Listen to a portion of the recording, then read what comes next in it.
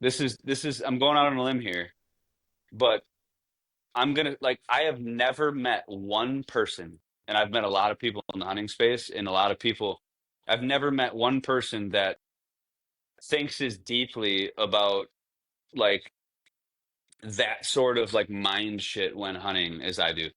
And I always try and bring it up in different conversations. And there's people who have dabbled in it and who understand and who think there could be some relevance to it, but like even the intent of you being out there hunting as a hunter, I believe is like super powerful. And Hmm. being out there an observer is different, totally different. And it triggers the sixth sense of these animals. So if you can hone, and this is getting a little out there, but if you can figure out, it's like the Hulk, man, figuring out how to keep that heart rate down. Like if you can figure out how to not be the predator and just move through and observe, and that's like, dude, that's my ultimate. Like that's my zen. That's my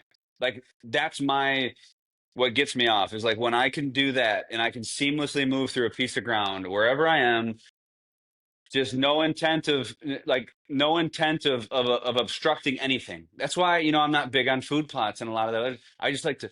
I like to go through. But yeah, then I go into predator mode, and then it's a little different. And I still try and keep it at bay because you don't want to be like a predator walking through there. But um, yeah, man, that's why I don't. That's why I've never gotten into still hunting yet, which I want to. And I just think I need to retrain my mind to what that is and what that looks like. Um, but I just like to, and And that's a lot of, it's a lot of times while I'll see like a lot of these. And if you really think about it, every person who's been hunting for a while can correlate what I'm saying, and they hmm don't even know they're doing it.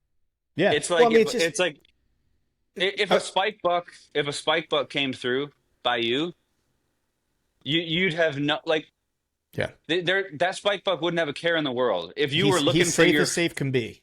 exactly. And there's no but if if you were like drooling for fucking anything with antlers and that fucker came through, it could be the dumbest, most like I mean, obviously these things are young, right? So it's a half-year old Right. deer. It's got no experience. It's got no, I don't care where you are.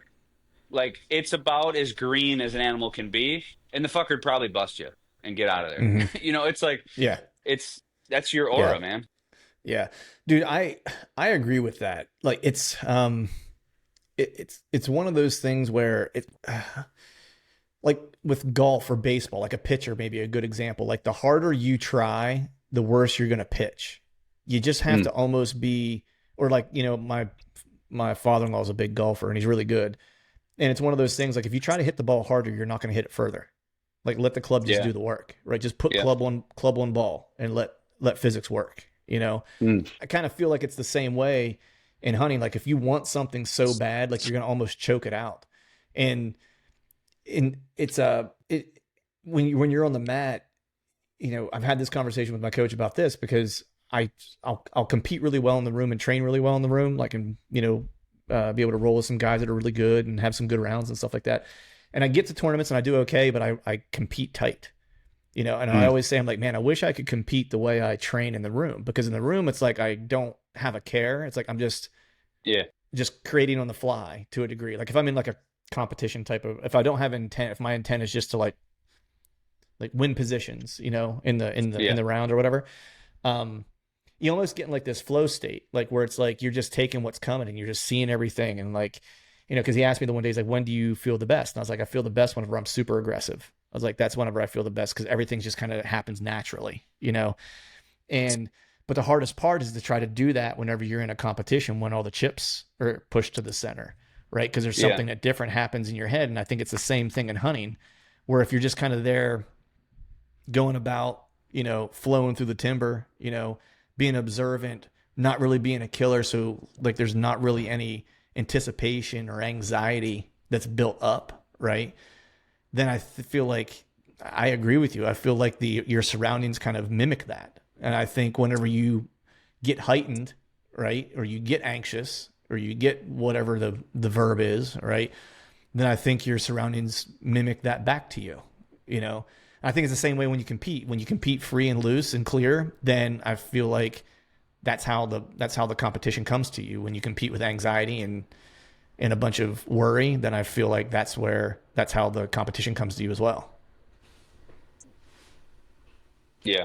Yeah, it's there's levels to it, man, I think, because there's also just the overarching pressure that people experience now because like it's just the pressure to produce in general.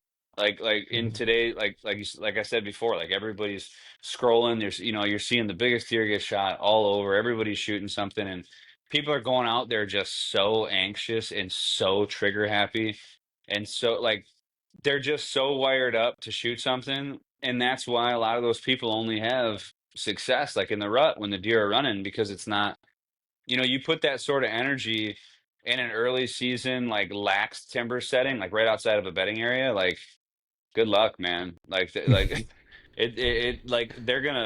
gonna sense that shit. I mean, I remember when my sons were born and they were it was a pivotal year for custom gear and my sons were born premature and they were born at 27 weeks or something. They spent like 3 months in the NICU. And I remember that, and they were born September 21st.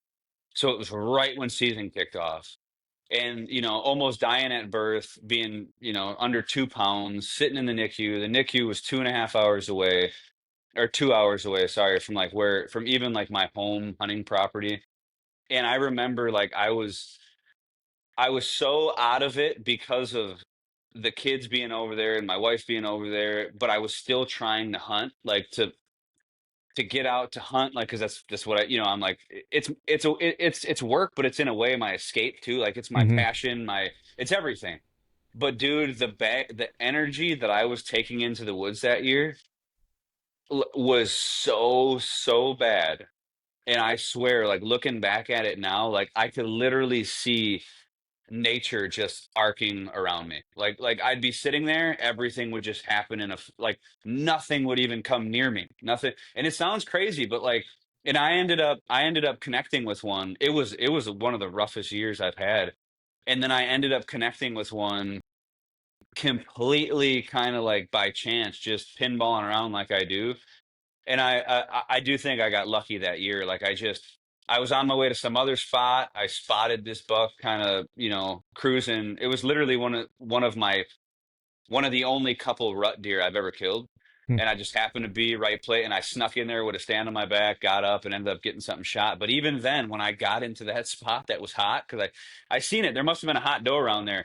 And I slid in and got there and I was waiting and then shit started to kind of trickle back in and they were like what the fuck, like they weren't even digging it and that buck kind of barreled in and ended up getting an arrow. But I'm telling you that energy that I brought in because of what was going on, and there was like this pressure for me to hunt but also to shoot something, but also like I was forcing it, dude. That's it on a whole nother scale, right? So like the general pressure to produce, and then that, like that's just bad energy. And like my situation I was going, like if you're having a fight with the old lady and you're just fucking spinning out, you may think like going out into the woods will reset you, but like if you're just sitting there dwelling on it and you're fuming, like dude, you might just have a shitty a shitty night hunting too. So Right. it's nice to have your shit in order too, or at least have your mind right when you're out there. Yeah, and have different releases too, right? Like Yeah, having yeah, yeah, other yeah, yeah. ways to have other ways to get rid of that, because Yep.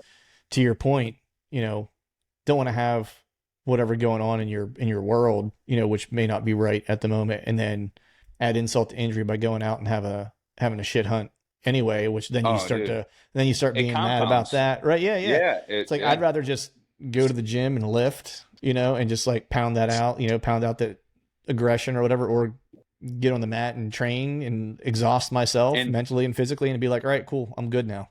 and this all comes back to the presence aspect. And Mm-hmm. and the reason that's happening is because you can't remove yourself and be present in the hunt. That's Yes. why that's happening. Like you're carrying too much shit. It's just like shooting like some of the bigger celebrities and shit talk about that with shooting the bow, and they say that like, okay, like you gotta, and I do correlate that because I remember I did a post one time and I thought it was a pretty cool quote, but it was like it's something along the lines of like if my mind wanders, so does my arrow. So Mm. like if I'm Yeah. just not like, and it's true, man. Like if your mind's somewhere else, you're just not gonna do good. I mean, I Yeah, think that's with anything. It dude. seems obvious, but like, fuck, it's